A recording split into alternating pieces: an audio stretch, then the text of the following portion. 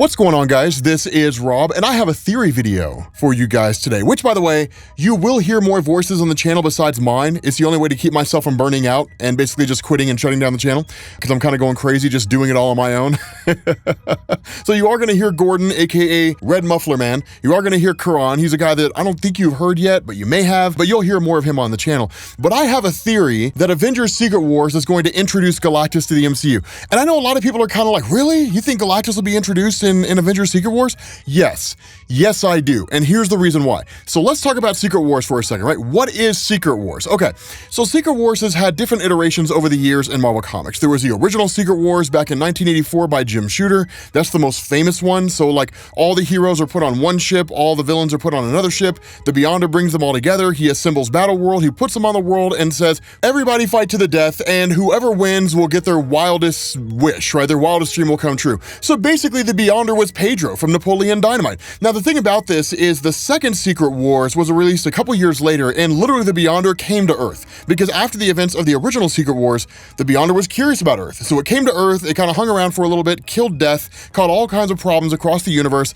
The Molecule Man and Beyonder fought and literally shook the multiverse, like quite literally. Earthquakes across the multiverse is how powerful these guys were. Let me tell you something, man. If they adapt the Molecule Man, Owen Reese, from the comics to the MCU, Scarlet Witch has nothing on that guy. Not anything on that guy. He'll be the most ridiculously overpowered, just disgusting character that you will have ever seen.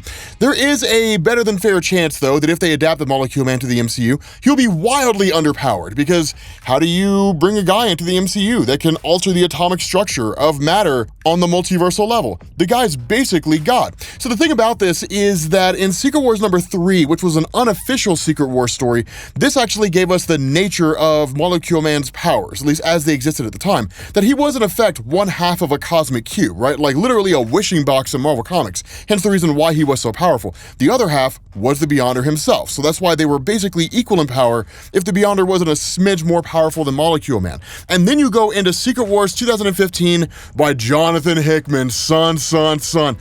God, that story was so fantastic. It didn't really have very many similarities to the old Secret Wars stories outside of like the Molecule Man, the Beyonders, different things like that. So similar characters, but everything was basically different, right? It was the collapse of the multiverse and all that kind of stuff. But the important thing about this is that looking at the original Secret Wars from 1984, that story was made so that Marvel could basically launch a series of toys with Mattel. And they had to launch an event around it to give people a reason to buy those toys.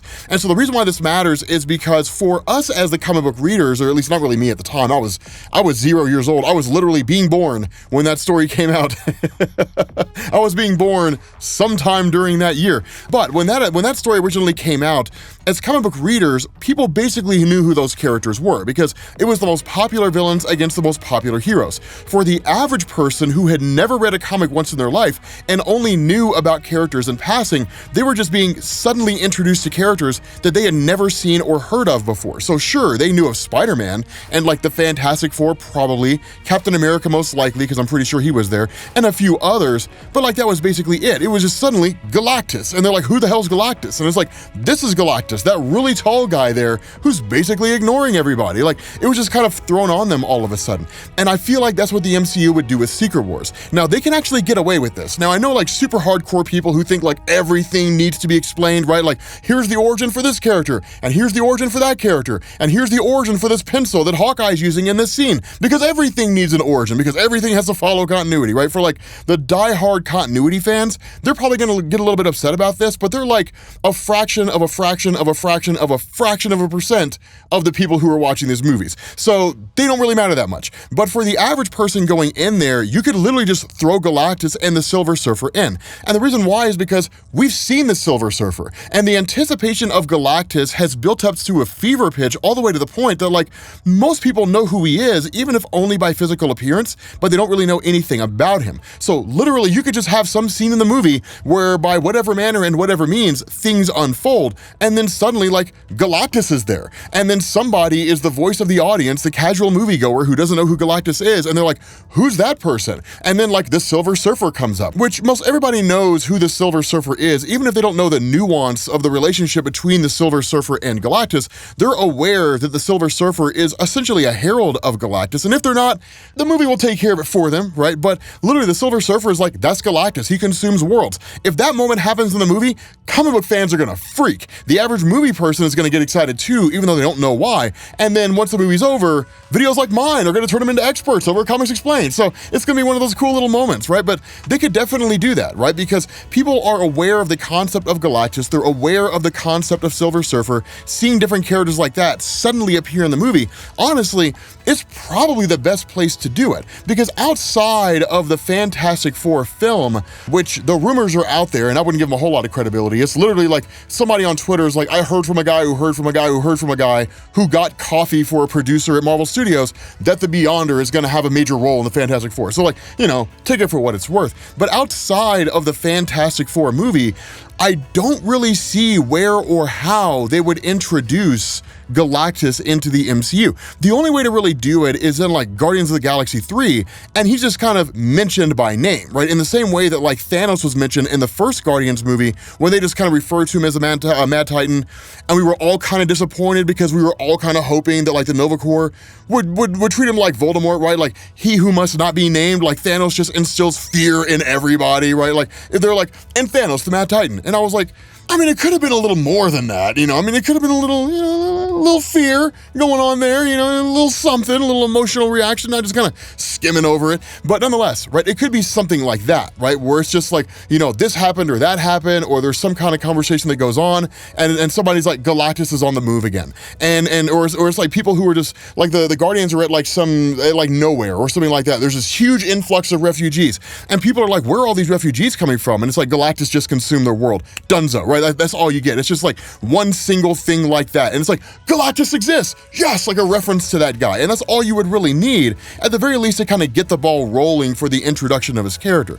But I think, in all honesty, Secret Wars is a great place to introduce him. It's a great way to bring him in, right? To just say like, yep, he exists out there, and we've kind of alluded to him and we tease him a little bit. This is your first real chance to get to see him, right? We don't need like some movie that gives us like a full-on origin of Galactus. That's one of the things to know. The origin of Galactus in Marvel Comics didn't happen until some 20 years after he was originally released, right? After he was originally given to us in the old Coming of Galactus stories in the, what was it, Fantastic Four 44 through 46, I think, or something like that. 46 through 48. It was in the 40s. It was in the issue 40s, right? Like somewhere between 41 and 49. But like between those, the introduction there and the Thor comics by Walt Simonson, we never got an origin there. So it took a while for us to get one. So we don't need like a full-on origin of the character in the MCU.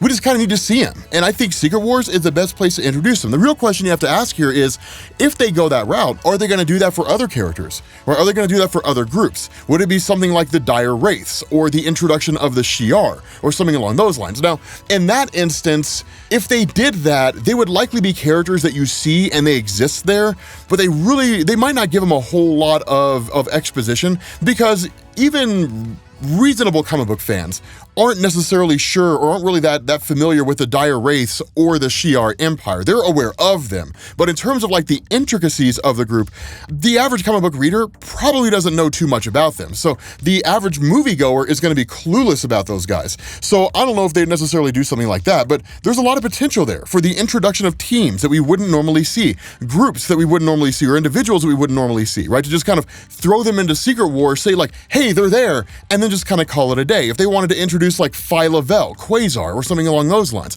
That's the benefit to doing a story like Secret Wars, is that it can, one, give us variants of characters that we know from across the multiverse, or two, it can give us characters that we've never seen before that exist in the universe, and kind of give us this ongoing background theme that's really been happening since the first Guardians film by James Gunn, which is the universe is a massive place, and there's a lot of stuff that we don't know, right? Like a lot of people ask that question, like, if Galactus exists in the MCU, how come we haven't seen him by now? Well, the universe is really big, like really, really, really big, right? It's pretty sizable, and it's not unreasonable to believe that Galactus is just over there on the other side of the universe and we just haven't seen him yet because he's just been hanging out there because the eating's good. I don't know, right? It's the best buffet in town. Like, what reason would he have to leave? Like, it's just entirely possible that that's the case, right? So again, I think there's some great possibilities here for things that we can see in the Marvel Cinematic Universe in Secret Wars.